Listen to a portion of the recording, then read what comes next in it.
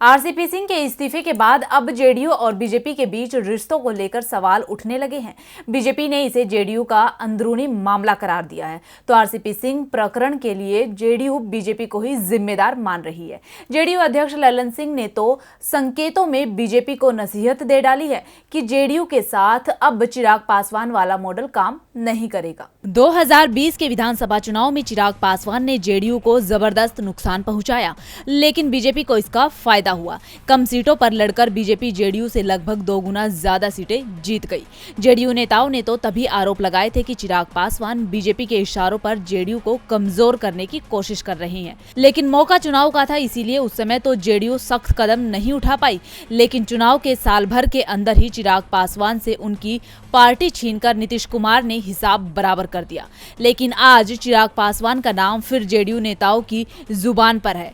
दरअसल आरसीपी सिंह के इस्तीफे के बाद से ही जेडीयू और बीजेपी के बीच नए सिरे से रिश्ते गढ़ने की कोशिश शुरू हो गई है। जेडीयू के अध्यक्ष ललन सिंह ने तो नाम लिए बिना ही बीजेपी को सख्त संदेश दे दिया है। उन्होंने कहा कि कुछ लोग जेडीयू के खिलाफ षड्यंत्र रच रहे थे और चिराग पासवान मॉडल की तरह आरसीपी सिंह मॉडल बनाने की तैयारी कर रहे थे। नीतीश कुमार के कद को छोटा करने के लिए षड्यंत्र रचा जा रहा था, लेकिन अब नीतीश कुमार के खिलाफ कोई षड्यंत्र चलने वाला नहीं है। ललन सिंह ने कहा कि आरसीपी सिंह का तन तो जेडीयू में था, लेकिन मन कहीं और था।